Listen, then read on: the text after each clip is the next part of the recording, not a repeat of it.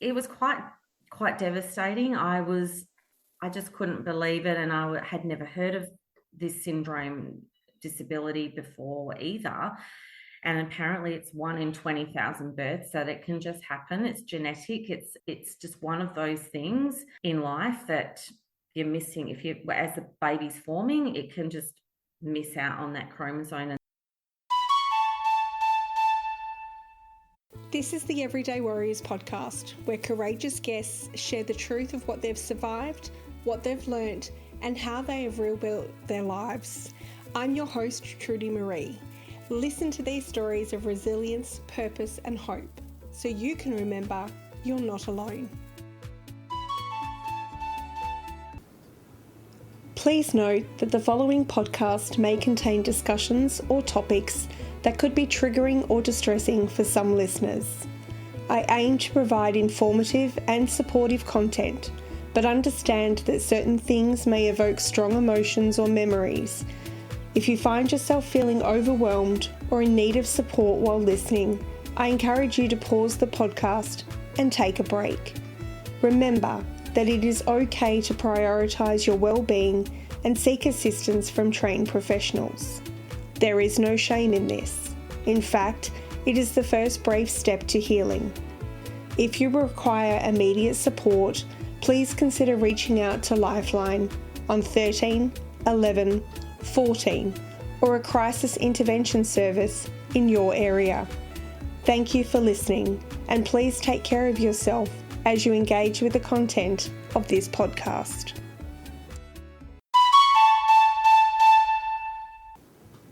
Love the Everyday Warriors podcast? It would mean the world to me if you were to leave a 5-star review to ensure that the Everyday Warriors podcast is heard by more listeners around the world. You can also support the show for as little as $5 with a one-time donation or by becoming a monthly subscriber.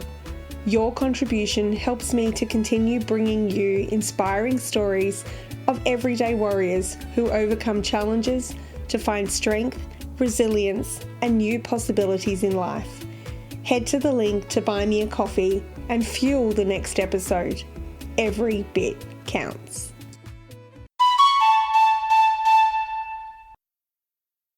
Welcome to another episode of the Everyday Warriors podcast. And today I have a good friend with me who is going to share her story. And I know a lot about this story. Obviously, through our friendship, we've been able to get to know each other and our journeys inside of that. But there's also a lot that I don't know. So I'm curious to have this conversation. So please welcome to the podcast, Cherie. Hi, Trudy. Thanks for having me.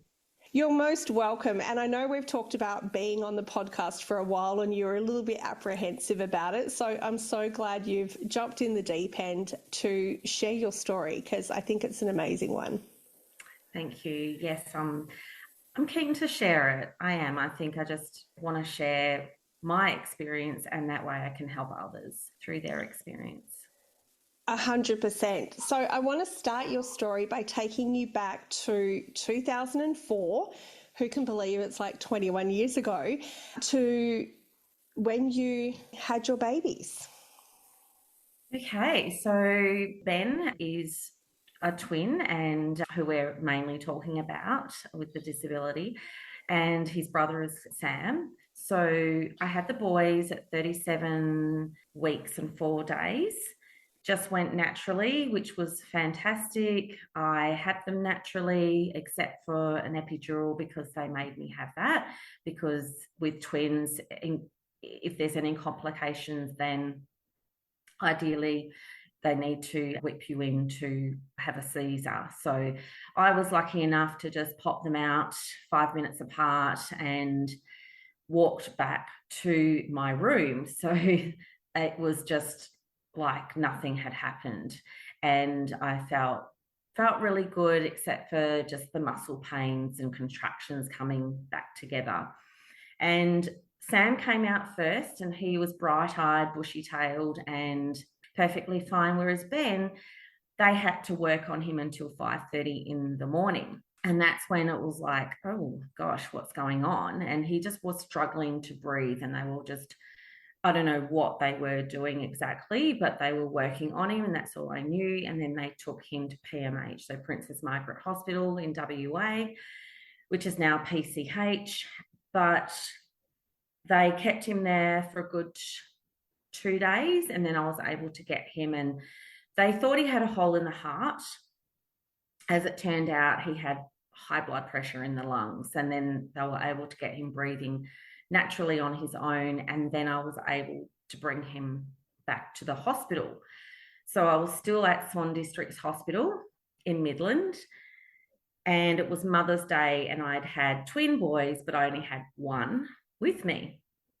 So it was really surreal because I'd had two babies, but yet only had one in the room. And yeah, it was Mother's Day, and it just wasn't quite the same. And it was a bit traumatic and emotional, but I was happy to get Ben back with me and start the feeding process, which was another hurdle, which I didn't expect. Because And the boys weren't your first either, were they? Because you've got Sophie, your daughter, who is a couple of years older. Yes, correct. So Sophie's 3 years older. And yeah, at the time she was 3 when they were born. And yeah, I had a natural birth again with her. She had some breathing issues to start with as well, but she came out fine. Yeah, when I got Ben back, he just he could not breastfeed. I had to bottle feed him. That took at least half an hour at a time to get 10 mils of milk into him because he just didn't have that suck swallow reflex down pat that naturally a baby would have. Sam, not a problem in the world. He was feeding like a champion. And Ben, I just felt like I was completely stuck to that couch for nearly most of the day because it would take that long to feed him. And we didn't know why. And we just kind of thought because he was really little and he had some issues in the beginning, but never really suspected anything at that point. When you were having your midwife checks or your clinical nurse checks, as they do when you have a baby, were they identifying any issues? No, not at that point. Nobody picked up on anything. Even the hospital didn't, because when he was a month old, my mum noticed he had a hernia in the groin. So this lump would, every time he'd cry, would protrude out. So I think he was only a month and he had to go in and have his hernia done. Then it came back and he had to have it redone. So yeah, he had a lot of operations in the beginning, but nothing was suspected that it was Williams syndrome. And that is actually one of the things that is common in Williams syndrome babies at that point in time. They're susceptible to hernias. So when was he actually diagnosed with Williams syndrome? He was diagnosed when he was 16 months. And the only reason was because we were not really happy with the way he was developing, because Sam could sit, whereas Ben couldn't. He would stiffen his legs up and he just could not sit up. He was laying down all the time. He wasn't rolling. He was just laying there doing nothing and not even attempting to roll. Like, he was 16 months old and you're thinking, oh my goodness, you're comparing him to his brother the whole time. And having had Sophie 3 years earlier, I was like, no, this is not normal. So we went to the clinic nurse. She suggested seeing a physio. So we saw the physio, and that's after the first visit, he suggested taking him back to the pediatrician just to get him assessed. And that's when I was like, oh, do you think there's something wrong with him? And he said, oh, I don't really know, but I think there's something going on. Like, he didn't want to say, but he just was guiding me in that direction to see the pediatrician and get him assessed. Now, when we went to our beautiful pediatrician, Dr. Christie in Midland, who's amazing, and he was there when Ben was born and helped with everything, he picked it straight off the bat because he could see the facial appearance. So Williams syndrome is similar to Down syndrome people. So Down syndrome people have a similar facial features, like they look similar, and Williams syndrome kids or people are the same. The only difference is with Williams syndrome, they're missing a chromosome, which is number 7, which affects their overall development and learning abilities. So Dr. Christie said, look, what we're going to do, what I can see from just looking at Ben and assessing him now is he possibly may have what's called Williams syndrome. Now, what we'll do this fish test. We'll know in 4 weeks exactly if it is Williams syndrome or another syndrome of some sort. But just looking at him, I'm guessing 100% it's Williams syndrome. And he was right. And when he was younger, came like all those different little hurdles, like the hernias. He had a stomach one in his belly that had to be done. He had grommets. He had bowel issues. So, and eating when he came onto solids, it was not the texture of the food he just wasn't coping with. I mean, now he eats anything and everything. He's not fussy. I'm very, very grateful and lucky and blessed that he doesn't have any eating issues at all, which is great. He'll eat whatever I give him. But in the beginning, it wasn't all smooth sailing. He was constipated a lot of the time. And yeah, it was just horrible for him. Then we started OT, speech, and all the things that come along with being diagnosed with a disability. How was that for you, in the sense that you've already had Sophie, who is a perfectly healthy little girl? You're pregnant with twins, and obviously during a pregnancy with a multiple birth, you're checked and monitored more frequently to make sure that both babies are okay, and nothing was picked up. You have a relatively easy birth, like there were no complications during birth except for Ben having some breathing issues afterwards. And it's not until he's 16 months old that he's now diagnosed with this syndrome that I'm guessing, because I didn't know what it was until I met you, that it's not really common. How was that for you? It was quite devastating. I just couldn't believe it, and I had never heard of this syndrome disability before either. And apparently it's 1 in 20,000 births, so that can just happen. It's genetic. It's just one of those things in life that you're missing. As the baby's forming, it can just miss out on that chromosome, and that's it. There's no way of testing for it like there is with Down syndrome. And it isn't very common at all. So I felt really alone. And I was put in touch with one lady who used to operate the Williams syndrome support group many, many, many moons ago. And she just said to me, because I just wanted to know, will Ben be okay? Will he eventually grow up and be able to do all the things that his brother and sister will be able to do, and then he'll be fine? Is it just, he'll take a little bit longer to do all the major milestones, and then once he's at school, he'll just be normal? And she said, all I can say is don't look too far ahead and just take one day at a time. So that was really hard to take. And it was a struggle because Ben was not toilet trained fully until he was 10. And that was like at night time. So daytime, probably around 9, he was out of nappies, and 10 where he didn't have to wear anything to bed. So it was a journey. I thought I was going to be stuck with nappies for the rest of my life. So yeah, that must have been tough, like especially having somebody who's part of a support group a long time ago telling you to just take it one day at a time. That's, as a mother, like I'm very fortunate to have 2 healthy children that have had no real major medical issues. To be told that must have been extremely tough. It was really, really hard going, but I just tried to remain positive and do all the things that was suggested, taking him to his appointments, to start the early intervention with speech and physio and OT. So that took a lot of time, and I was only working 3 days a week, and I had fortunately back then and through the whole of my journey, I had my mum who was my rock and who was always there to take care of my kids before and after school and to take them to school and pick them up for me, even when I was married. And that was in 2005, that would have been.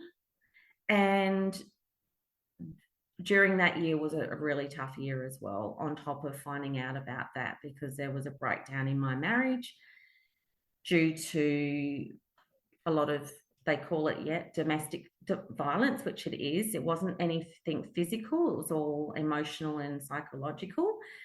And I just felt like I was having to do it alone, because I was having to take more and more time off work because my ex-husband felt his job was way more important and he could not take time off. And so I would go to all these appointments with my mum as my support person.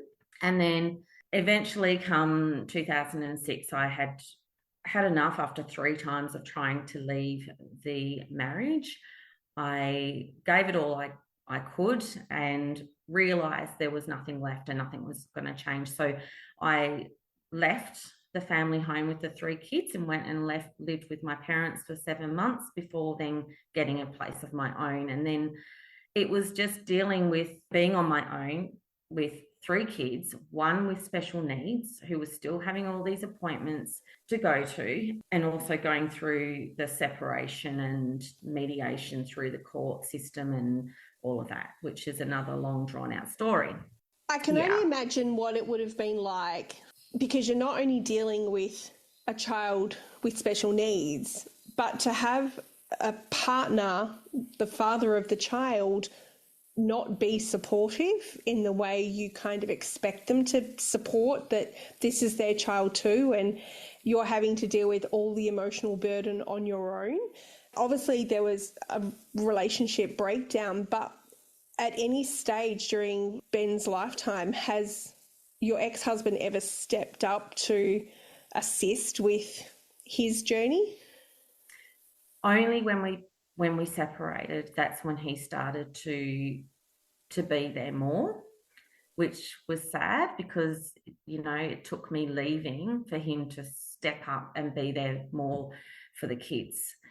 And it was probably, and I'm not blaming him in any way, because the way we were both brought up, it was like the mum did everything and the dad went to work, and it was very old school, old fashioned like that. And I kind of put that pressure on myself as well, I felt I had to do it all, and then I couldn't. And then when I asked for his help, he was like, oh, why do you need my help all of a sudden? And it's like, well, because I'm not coping.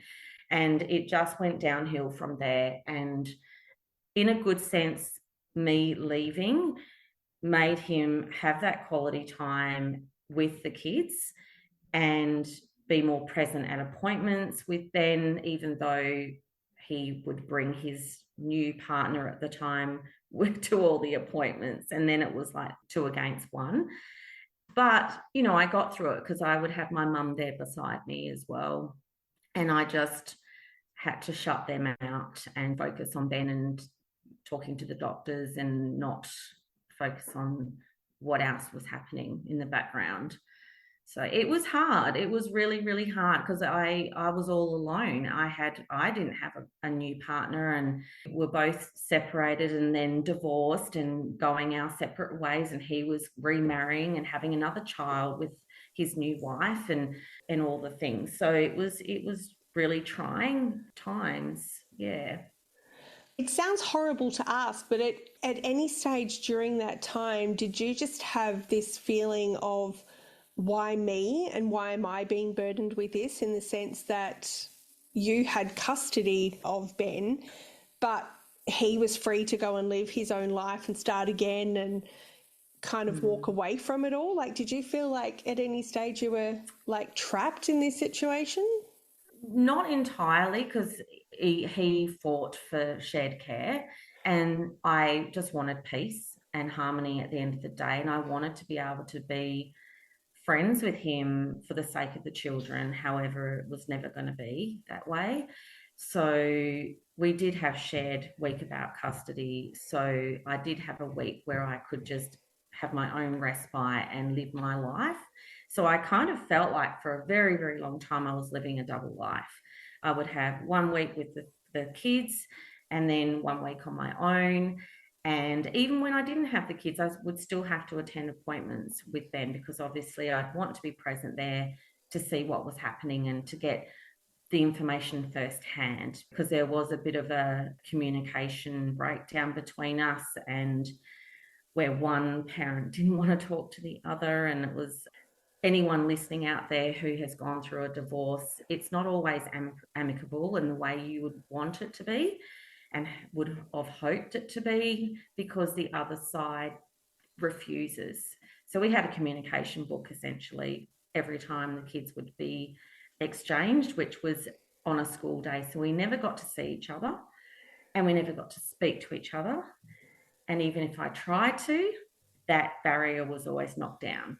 So it just made it extra challenging, especially when it came to all the things with Ben, because especially when choosing the right school for him and dealing with the teachers in the school, and they were then becoming involved because they would see both parents and see both sides, and then both of us would go to the meetings and then one would drop out, so then it was all left to me. And the same with, attending review meetings so Ben could get funding through NDIS. Eventually, it was just left up to me.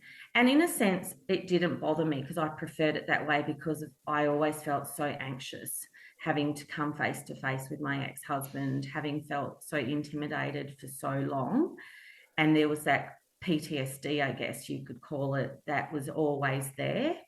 And it really just, it knocked my confidence to the core. And it just took so long to rebuild. Hence, having amazing friends around me who supported me, and one in particular who invited me to do the Landmark Forum, which made the biggest difference to my life. So I went through that process and I did this transformational Landmark Forum, and then I did the advanced course after that, and then I went straight on to doing the self-expression leadership program, which you get to actually choose something you're passionate about and create something amazing that you can give back to your community. And I decided to create a Williams syndrome support group in WA because the one that used to be there was no longer. And so I had to create an event and start enrolling others in what I was doing. So I got in touch with Cal Parent at PMH. I got in touch with my pediatrician, anyone I could get hold of, my local area coordinator at the time before NDIS became a thing, and put the word out that I'm having a picnic at Kings Park. And I got 11 families turn up because they all heard about it and they had little ones. They had a child of their own with Williams syndrome, and there was all different ages. There were some that were older, and it was just amazing to connect and find out, okay, so what happens when they get to this age, and what happens when they're older, and what did you do, and what did you go mainstream schooling, or did you go to a special needs school? And the thing is, every child's different, so you've got to go with your gut and do what's right for you.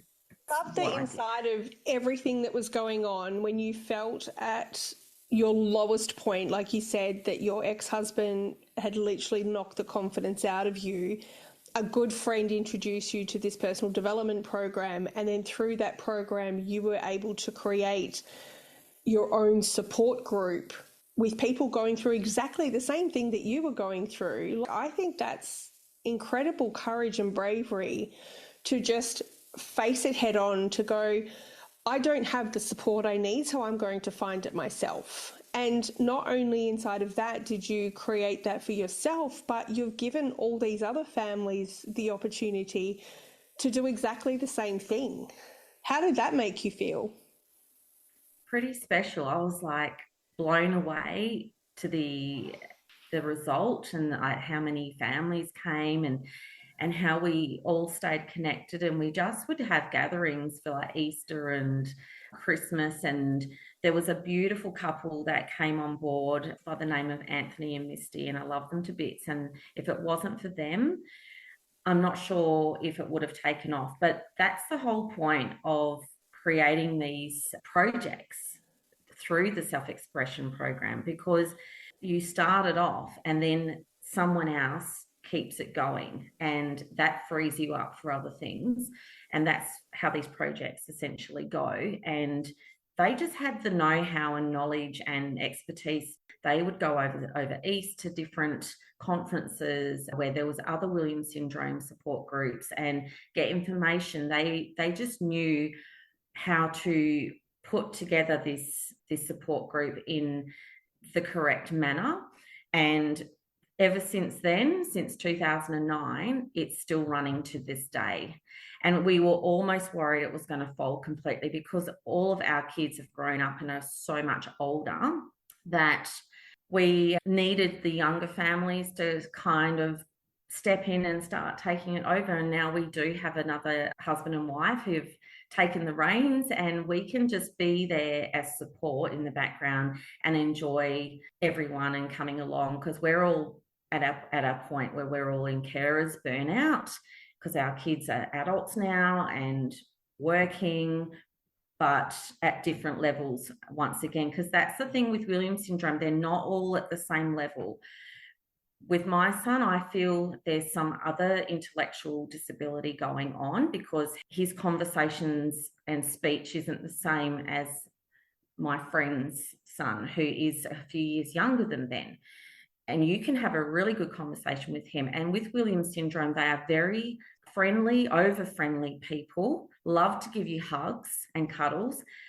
And they love to be around adults, and they love to talk a lot, and they will often repeat the same thing all the time. And that's what I've been getting for the last few months from Ben. He wants to see the Chinese dragons because he knows that's what's coming next. He's very good at remembering what's coming next in the year. So now it's coming up to Chinese New Year. That's all I'm hearing. And that he loves fireworks. So it's like, yes, okay, Ben, okay. You just kind of get used to hearing it. It becomes like background noise after a while. But that's how you just remain sane and not let it, grate at your nerves. But you just got to have a lot of patience with these kids and realize they're not moving, they don't move at a very high speed. They just take things at their own time and do things when they're ready and they're in their own little bubble. Then he's living the dream. And nothing phases him. He doesn't get upset. He's always happy. He does get upset sometimes, but that's if he's had a complete meltdown because something of his is missing, which doesn't happen very often. Like, thinking about you creating that support group and helping Ben through this process with that, and obviously you gained the support yourself, but I think about the siblings. Like, obviously Sophie has had to watch, she's got two little brothers, and one of them can be the little brother that, most kids, I suppose, expect them to be, but she's had to watch one go through all these medical hardships. But even for Sam, in the fact that this is my twin brother, and yet we could be literally polar opposites because of the situation. How have the kids fared through all of this? They kind of really don't say a great deal. They're very quiet. And I think because of having lived in two different households, whereas in my home, they were free to be self-expressed and be themselves, whereas when they went to their dad's, it was very militant in their upbringing, particularly to do with the stepmother and the way they were treated. So they were they were intimidated by that treatment and very quiet and withdrawn. So I felt like Sophie had to step in as the mother when she was not with me and look after her brothers and internalize everything. So she doesn't really show emotion a lot. Like, you never know what she's thinking. She doesn't ever cry. Like, she's so opposite to me. And Sam, he is more of my emotional child. However, he sort of buries it deep and gets angry at times. So he channels that anger through his gaming. He games a lot. And so you hear him swearing, and I don't know. I think it's, why are you doing this?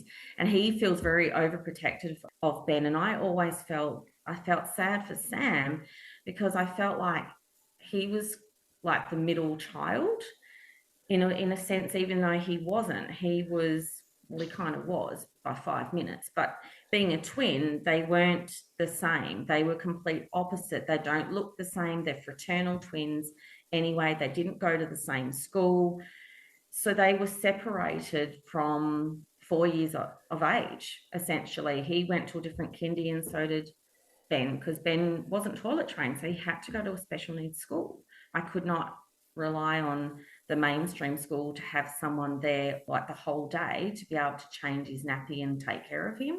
But I do notice that when Sam's out with us and Ben's around, he just takes over. He takes control, and he's really on to telling Ben to keep off the road, and he really panics if something happens to Ben. I feel like they both have felt this sense of responsibility, especially when I haven't been present, to be there more so for Ben, because also their home life with their dad wasn't the greatest either. And it was towards the end that I didn't know, until they came back to live with me, that they were subjected to also physical and psychological abuse due to their stepmother, which was horrific and really awful to find out. And now their dad does not have contact with them at all. I don't know why. He never ever said, but I can just imagine he would have said to the kids something along the lines, if you go back to your mum, that's it, you'll never see me again or hear from me again. And he was the sort of person that would say stuff like that.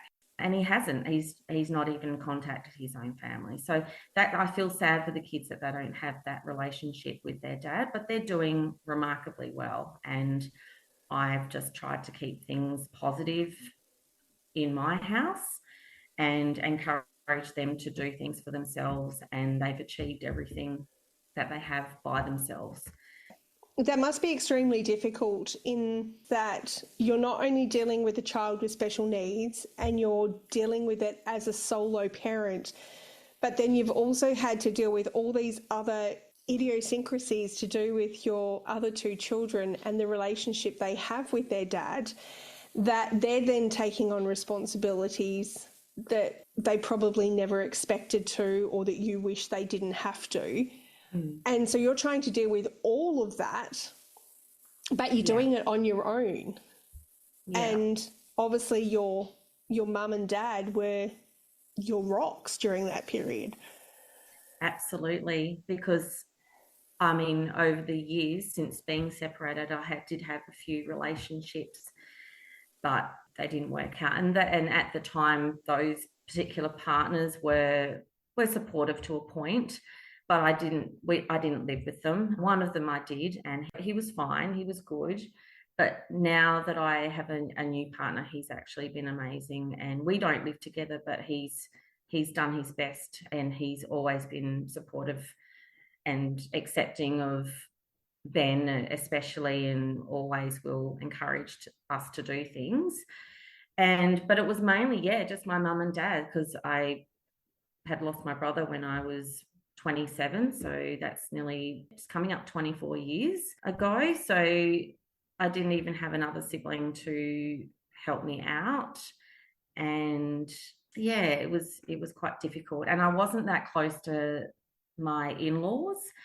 And at first they didn't want to talk to me or know me, because they were only hearing one side of the story, but then they've let their guard down, and I've always reached out to them and said, you can always see the kids whenever you want, because I just didn't want them not to have a relationship with their grandchildren, even though they couldn't see them when the kids went to see their dad. So it was challenging. Every year was quite challenging, and in between all that, we were in and out of the family court, still ongoing stuff with Ben, and working full time, and it was just, you just kind of keep going and going and going. And now it's at a crossroad.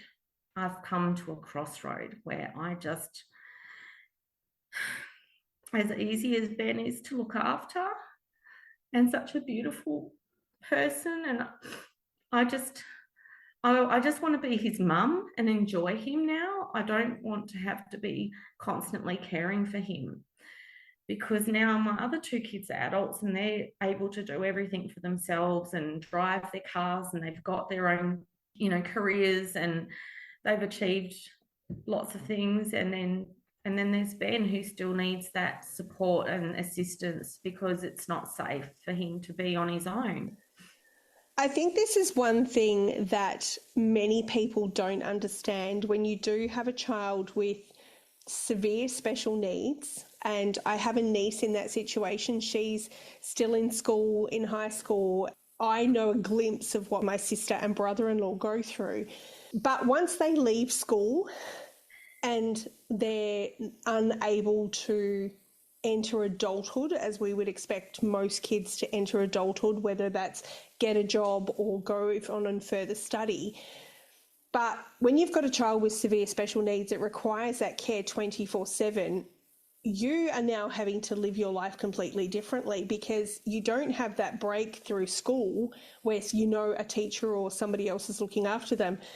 That care then relies solely on you. And I know for you, this is the difficult situation where you're at, is that what happens with Ben? How do you care for Ben but still have a life of your own? And then having to deal with the whole NDIS system where it's almost like, I hate to say it, but it's almost like you just become a number in the system. Yes, absolutely. Now, it got to a point where I could even see, it was the start of 2023, and I could start to see a change in my parents, because they're in their 70s and they should be enjoying their retired life and doing their own thing and having their own interests. My mum loved taking care of my kids and being that second surrogate mother. And I allowed her to step in and help me because I had no one else. And if I didn't have my mum, it would have made it very difficult for me to work and earn an income, pay the rental mortgage, and all the things. And even to go out and have a relationship with not only my friends, but with a new partner, because I ended up with Ben full time at the start of 2021. And so every weekend, every week, I constantly had Ben. So if I wanted to go out with my girlfriends or just have some alone time, or to have some time with my now partner of 8.5 years, I would have to ask somebody like my mum and dad, or once again Sam, to just be there with Ben, like to look after him and be in the house with him and make sure he goes to bed on time and all the things, so I could have my life, a part of my life back. And it was very difficult at times because they were getting worn out and sometimes they didn't want to do it all the time. And I didn't ask all the time, but it just kind of felt, I think, a bit of a drain on my mum, especially because she would come over every single day, first thing in the morning, and then back again in the afternoon until I got home from work. And that was 5 days a week. Then if I needed her to have Ben overnight on a Saturday, then my mum's caring for him again. So between the two of us, we were both becoming burnt out, and I could see the retaliation, and it was affecting our relationship.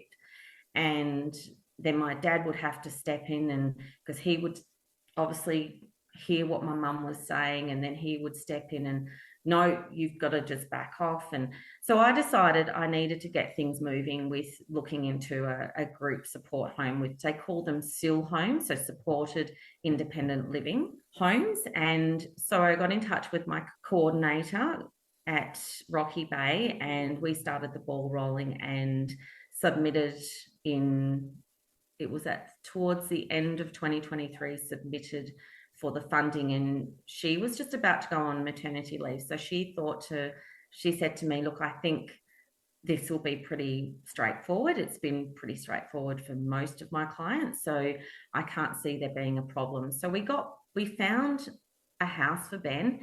He started going there in the September, October roughly of 2023 and was going for respite every weekend. And he got to know all the residents. He made really close friendships, got to know the support workers. They all became attached. And he did that for 9 months. And he was doing that for 9 months because he firstly got rejected. So NDIS said, no, he's fine. He can live independently. Then we asked for them to review it because no, we don't agree with that. And by the time they reviewed it, it was like another few months later because they're not quick in their processes. So by the time we got an answer, Ben's respite had run out and he could no longer go to that house. So it was July 2024 that he couldn't go there any longer. So I had Ben at home every weekend again because that kind of took the pressure off for a while. It just made such a difference because during the week it's business as usual. I didn't do a lot during the week anyway, so it wasn't a problem. But on the weekends is when he wanted to do things with his friends, which he made at the house. He had friends and he called them his family, his second family, which was really sweet. And yeah, and then I got to do my own thing. Sam got to do his own thing. Everyone had their own free time and there was no problems.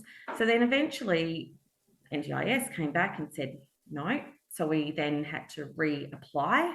So we reapplied. Same thing happened. They rejected. We got a review. They came back. They said no. So then last year we waited a little bit of time between the rejection again because it all sits in the portal. And what I think was happening is they just kept referring to the very first application.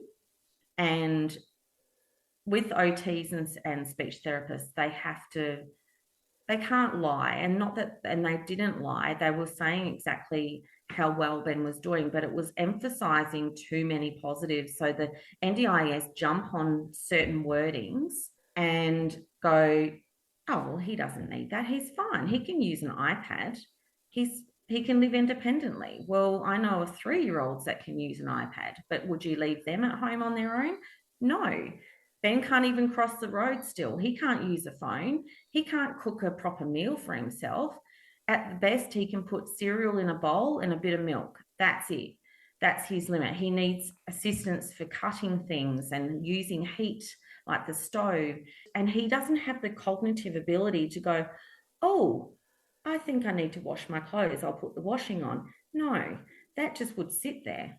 He does not think of any of those sorts of things. He's just gets up, gets dressed, goes on his iPad. That's his limitations. So anyway, so we're now on the point where we reapplied in September. We last heard just before Christmas that it has progressed to the NDIS planner.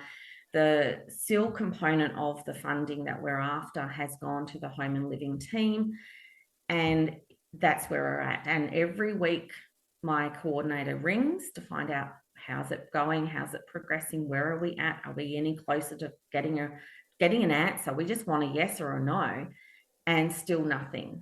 They're still working on it. I can see they have got it and they're working through it, but that's as far as we've got. They haven't said, okay, we've come to a decision. So we're just hanging on every week, waiting for this decision, because once we know, we can then proceed to the next step. That must be the hardest thing for any family going through this process, regardless of what condition your child has.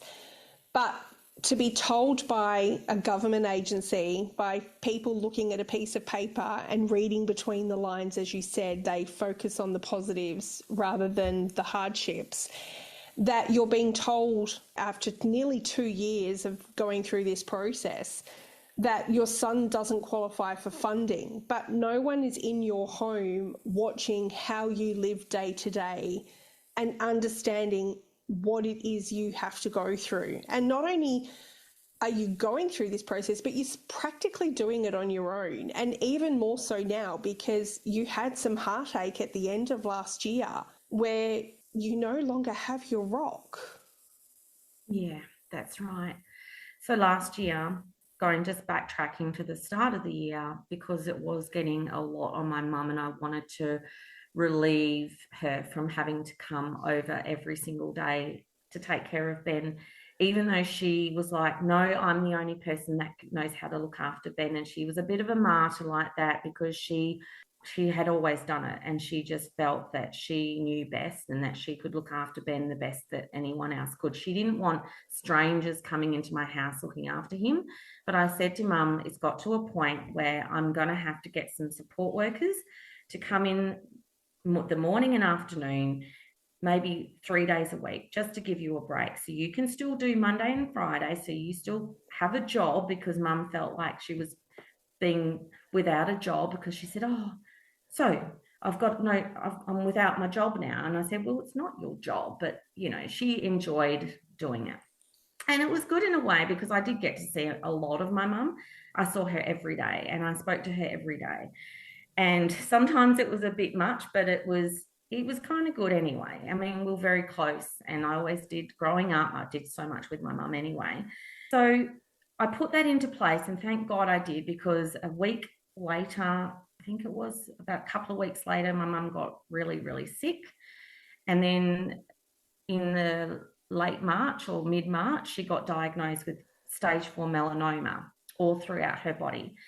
So she then proceeded to have treatment, 3 rounds of immunotherapy treatment for that. They then came back and said, it's not working, your body's not responding, there's not anything else we can do. We can perhaps try the tablet form of immunotherapy, but if you want, but otherwise you've got weeks, maybe months left to live. And all of this was just huge. I was getting used to having these strangers coming and going in my house. And most of the time it was consistent, and sometimes it wasn't. And I know that these companies do the best they can. They can only get people when they're available and all the things, but it was consistent to a point. And then I got used to the same ones coming and I got to know them, which was great. But they were on my doorstep at 7:15, which is what I needed so I could leave work on time to get to work on time. And then they would be there at the end of the day. So I always had someone here. So I kind of felt at first, I felt like I had to race around and get everything organized. And I felt more pressured. But then it began to relax and relinquish jobs to them, because that's what they're there for, to help me as well. And Ben didn't care. He quite liked it. Nothing fazed him. Ben's very resilient. He likes people. So it did not bother him in the slightest. And it was just tough, because it was 5 days a week, and that meant I didn't have any funding for respite for Ben. So he couldn't go on any camps or any of those sorts of things. So I was back to having him full time, and then also having to help my parents in the background with various things, because as my mum got sicker, then my dad wasn't well. I had both of them in hospital at one point. My mum's brother went into a aged care facility, so I was assisting my mum and dad with the paperwork around that, because that was all confusing for them, dealing with aged care. Oh, it was just one thing after the other. And then eventually it just got it got to the end where my mum passed away on the 13th of September, and then having to sort of go through the grief of all of that and living without my mum, and having to be there for not only still my kids, but for my dad now, because he's on his own. And I feel sad for him, because he's not got his partner anymore. He's got his wife. He's all alone, and he's not able to do a lot for himself with being on oxygen all the time. But I'm trying to, get him to do as much for himself as possible. And that's been draining. And my auntie, who's not able to come fly anymore, that's my mum's sister. She's been amazing as well. She's been my second rock, so I've always had her to talk to, but she lives in Bendigo. And it's just been a constant uphill, shoveling shit uphill, really, kind of scenario. And it's all starting to calm down, but I'm just finding myself now that for so long last year having to remain strong and not fall to pieces, I now feel like I am kind of grieving again. It's like every day I have a cry. I get, yeah. And that's a hard thing to even fathom. Not only are you dealing with this whole ordeal with NDIS and trying to get the support you need for your son and the support that he needs in the best possible way. I mean, he deserves a chance to live a normal, happy life where you just get to be his mum without being his carer, but then to lose your support network through all of that, and you're now, like you said, you're having to help grieve the loss of your mum, but then also deal with your dad. It's not like you've lost your support network, but now you've doubled in your caring role because you're not only looking after Ben, you're looking after your dad. How is all that for you, and what have you learnt about yourself inside of this whole ordeal? Well, I've learned that I'm a lot stronger than I ever thought I was, and then I am capable of managing all of these things. But I'm at a point now where I don't, I just want to be on my own. I just want space. I want time to breathe and to heal because I feel like my nervous system's completely shot. And I do love looking after people. I have that trait from my mum, and I love helping people and giving back. But I know that I can only do so much. I need to look after myself. And that's when having my partner, Scott, who's such an amazing rock to me. So when I'm around him, I do feel like I can just relax and he can take care of me. And if I didn't have him, I would have to just be solely reliant on my friends, but they have their own lives as well. And I'm the sort of person, I don't like to be a bother. And I just kind of just carry on and get on with it because I know they have their own stuff they're going through in their own lives. And yeah, so I do try to get counselling when I need, but they can only help so far as well. I just feel like, well, I guess it's just time. It's going to take time to heal, to just accept that I don't have my mum around anymore. Even though she's around and I talk to her all the time, it's just not the same. And so I just try and focus on all the good things that I like doing. And I'm trying to just teach Dad that he can be independent and he can do these things for himself because he relied on my mum to do everything. I didn't realise how much, but my mum was the person that would be running around like a headless chook, like I am now. And I feel like I've kind of stepped into her shoes in a sense. So I just know that I've got to be strong and I am strong and I just need to set those boundaries where my dad's concerned and still be there to help him because at the end of the day, he's my dad and I want to help him. And it's easy for people to say that you've got to just tell him no and all that, but it's not that easy when I know he's not that well himself.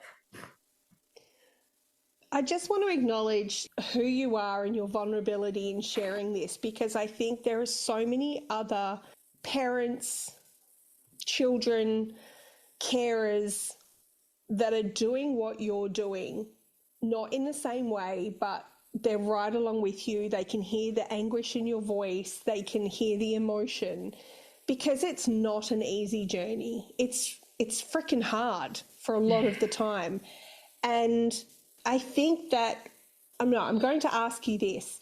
What is the one piece of advice that you would give to somebody else that is currently in your shoes or similar shoes? Basically, lean on those that are close to you and are around you.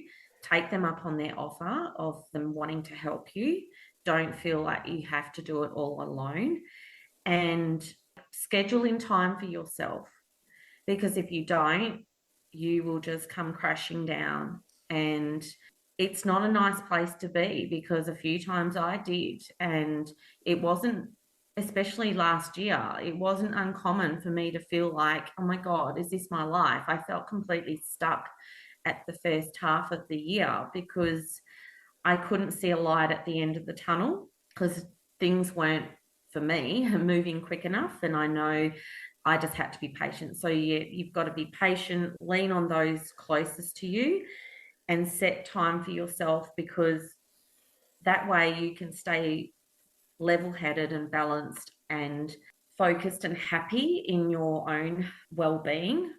Because many times I would be walking and I would feel like I just don't want to be here anymore.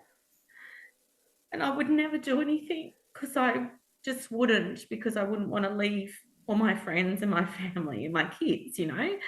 I wouldn't do that, but I just felt like, is this my life? I just don't, I felt just so low that I would have those thoughts of, I just, don't want to be here. Or I'd wake up in the morning and I just don't want to get up and face the day. So I'd take that time out for myself and reset, and then I would be all right to carry on. So you've got to listen to your body, your thoughts, and implement all the things that you hear on social media and everything. It is so true. You've just got to go for that walk, get out in nature, talk to a friend, look after your own health, and meditate and do all those things that do actually help you. Some people get to a point where they just said, I just can't. But you know what? You kind of got to force yourself, because if you don't do that for yourself, then no one's going to do it for you. There's only so much others can do for you. You have to make that choice. I love what you just said there, because as the old saying is, you can lead a horse to water, but you can't make it drink. And it really is up to you to make those changes, to make those differences in your daily life to help you get through whatever it is you're going through. So I want to thank you so much for sharing what it's like to be the parent and carer of a child with special needs, because it's not an easy journey. I've seen it firsthand within my own family.